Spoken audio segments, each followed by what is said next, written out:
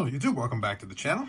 Now we got a pickup video here, predominantly ShipmyCards, although I do have a couple of items that were shipped directly to me. So we're going to go through these. And on the other YouTube channel for the wrestling, I'll put in the cards that came in for that.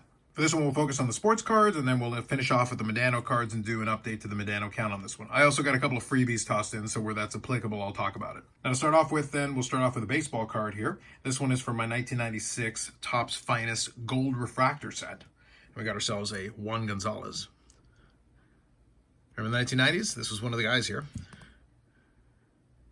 Shame that he wasn't able to finish and continue his career just a little longer. He was getting close to numbers that probably would have at least gotten him consideration. Obviously, you know, given that you're talking about the 90s, a lot of these guys get a lot of suspicion for steroids, and it's very possible. But the reality was he was one of the scary guys. Go look up some of his stat lines with the RBI totals. It was ridiculous for a while with Juan Gonzalez. But nonetheless, we got the gold refractor on there. That's a great looking card. So that's one more for the set, and I'm getting down to the last couple. I want to say like 4 or 5 left to finish that set. And then once I get those in hand, I'll do a full showcase of the entire gold set.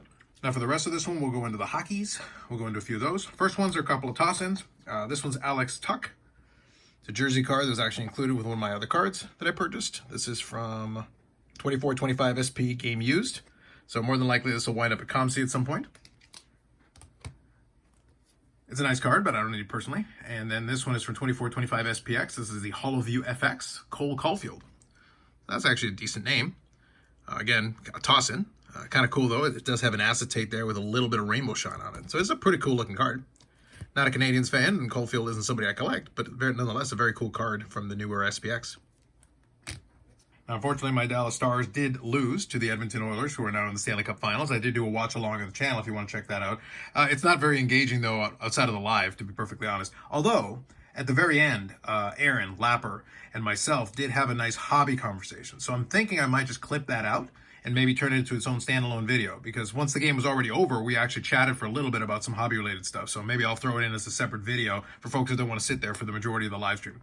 If you were there live, we were just kind of hanging out and chatting with the chat as we were doing a watch-along. You obviously can't see the game during it, so I think you lose a little bit in the translation with the replay. But the very end, there was a nice hobby conversation that happened on there, so I don't want to lose it. So I think I might just turn it into its own standalone video. First one, though, is from 21-22 NHL Metal Universe, and this is a red PMG of Mikko Rantanen. So obviously somebody that'll be with Dallas for a while. They signed the long-term extension. And these red PMGs, honestly, don't go for much. They're actually very inexpensive. So it is numbered to 100. You do have different numbering schemes depending on the year, but they are nice-looking cards for sure. So regardless, I would say you can pick up a lot of these super cheap.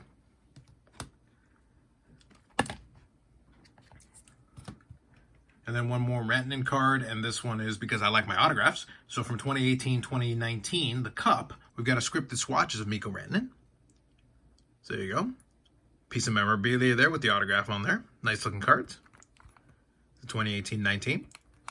So I'm going to pick up a few more cards here and there, and probably the last couple of them after I get a few more will probably be once he's actually included in the Dallas uniform. But nonetheless, it was a kind of a fun playoff run, even though it was a little frustrating towards the tail end. But regardless, it's nice to have a couple of those cards to kind of note the playoff run. All right, so for the remainder here, we're going to go in through the Medano cards. First one is actually one that came directly to me, 23-24 Ultimate Collection. This is the gold parallel. It's one of the newer cards that was included in there, so it's the gold version off the base set, numbered 35. We'll always take those. Playing Days is always our preference, but we'll still take some of these other ones. Next one here is a Playing Days one. It's kind of an interesting one. It's a subset card, 2006-2007 O-Pee-Chee Hockey, and this is actually a checklist. So it is a Medano checklist, but it is the parallel, numbered to 100. So they did include, since this checklist is a lot more extensive, they do include players like that on checklist cards as well, in addition to the base. And then the base also has a parallel version as well, like this. But that is technically a Playing Days. This next one here is the Post Playing Days, 24-25 SPX. This is the all-time HoloView. It's got kind of a neat design. It's a good attempt, and there is a parallel to this as well. But nonetheless, I'll usually pick up stuff like this if I can get it inexpensively. So that's the base version of it. I'll keep my eyes out if I can find the parallel. And it is nice when they use an older picture from his earlier Dallas days. And then I'm going to reverse the order here a little bit. I did have a different one before that. So this one is going to be 2016-2017 SPX Impressions. And this is the autograph. So numbered to 25. So you can see the numbering there. It's a decent looking card, but it's just another autograph to add to my collection. I'll always take that. 2016-2017. And then this next one I just want to show off because it's kind of funny to me. This card I picked up on eBay, and this goes in the category of Carlos should have looked this up.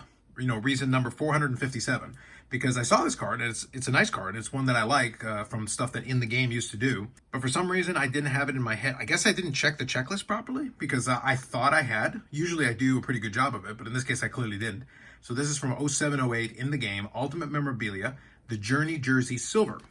So this is actually 4 game-used pieces for different parts of his career. One is an Olympic piece, you've got an All-Star piece, and a Dallas piece, and something to represent kind of Minnesota. I don't know if it's specifically a Minnesota jersey, but it's to represent different parts of his journey. And the silver version here is numbered to 24, so you can see that there. And that's great, except I already had one. I completely didn't even realize. These are numbered to 24, and I actually have 2 of these things. And for some reason, I didn't remember that I actually had this. And you can see here, this one's got a 2-color jersey on this one. This one's got a little bit of star background on that. This one is a plain, but this has got it's got a seam here going on in this one. But nonetheless, now I have 2 copies of this. In reality, it's not expensive enough that I'm going to be too worried about it, so I'll keep it. But it was just like, okay, I should probably have paid a little bit closer attention. So I've got number 12 of 24 and 24 of 24. So there you go, symmetry.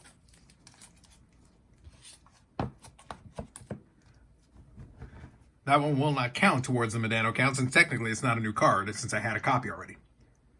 Last one, though, is the big one. You wouldn't think so, just looking at it on the surface, but I'll explain briefly why. So this is from 98-99. It is the UD Choice Prime Choice Reserve. So I'm going to try to get this in light here. So you can see kind of this little indentation kind of going on here. So there's 2 parallels to this. There's the Choice Reserve and the Prime Choice Reserve. So the Choice Reserve will have text like this, kind of going across the front of the card. It wasn't really the best thought-through design, but nonetheless. But you see the word Prime here. The Prime Choice Reserve is the one that was the tougher one to look at. This is one that I've kind of been after for a very long time, and I was very happy when I was able to acquire it. It is a plain days piece, of course, as well. But this is, UD Choice was only a set that came out for 1 year. And because of that, and it was a low-end brand, it's one of those things where these were extremely difficult to pull at the time. So they are numbered to 100. And you would think, you know, numbered to 100, not a big deal. But these are surprisingly tough to pull. A lot of those late 90s ones that were 100, especially if it was a brand where you could open a lot of boxes and not get one, that's what made these very difficult to come by. It shouldn't be, but nonetheless, they are a lot tougher to come by than the serial numbering would suggest. But that one is a big one. That's one of my late 90s ones that I needed for that portion of the checklist. And that narrows it down just a little bit more and brings me down to a very manageable amount. So that one of these days, I feel like I'll be able to completely mark off the first 10 years of his career, because I've got most of the cards and getting closer all the time when I can knock off stuff like this. But they are getting tougher. So whenever I'm able to add anything that's in that section of the checklist, that's always a good day. So what I'm going to do is I'm going to put this here. I am going to show off one more card. This one is already a huge one. That's a huge addition there. This next card is just a really cool card, and it's going to take up a good chunk of the screen, so I'll just lay that there and I'll come back to it in a second. This was also a tough card, but for a different reason.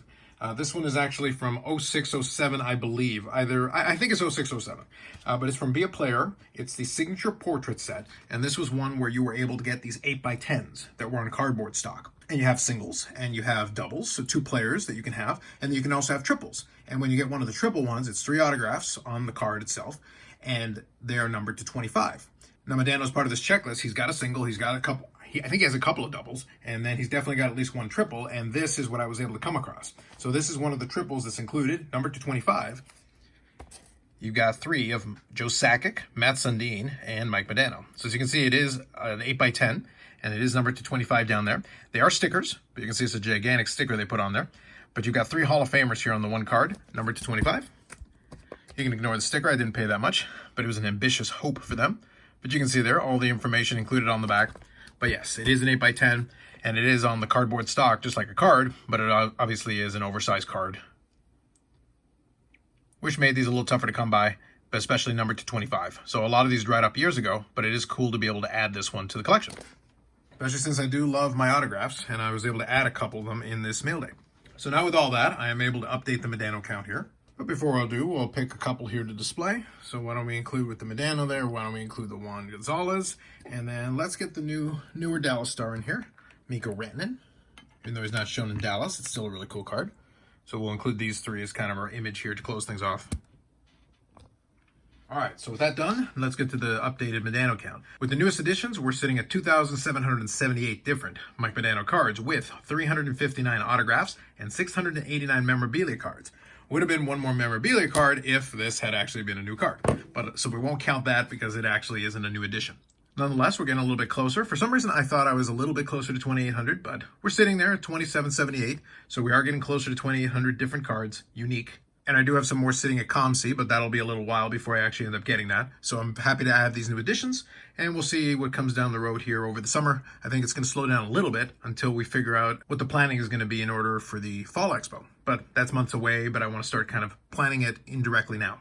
But that's it. We wanted to kind of document the pickups here, so we'll move on to more videos coming up on the channel, and then live streams on Friday at 8 p.m. Eastern Standard Time. I think the plan right now that I'm recording this is going to be to have a regular Friday live stream, even though it's going to be kind of a semi-watch along to go along with the Stanley Cup Finals game. So that'll be Game 2. Game 3 is actually going to be on Monday, so the podcast recording might actually just become a live stream, so I'll go with that. And then I think midweek, next week, will probably be Game 4. So the odds are we'll probably do a couple of watch-alongs, but we'll incorporate some of the other stuff, and I'll invite some people, and then we'll also include a lot of hobby talk with it. Basically, we're just watching the games anyway, but we figure we'll do a watch-along while just kind of hanging out, and that's basically what it is. If you come in and pop in during one of those, it's just a hangout, and we'll talk about basically whatever we feel like talking about while we're watching the game and just seeing what happens, especially since most of us don't really have a rooting interest either way. My disdain for Edmonton notwithstanding, but regardless, we'll see how that ends up working out. Edmonton is up 1-0 in the series, so it's a good start. It was a good start for Game 1. We almost had double overtime. But regardless, we'll definitely have a couple of more live streams related to that coming up on the channel.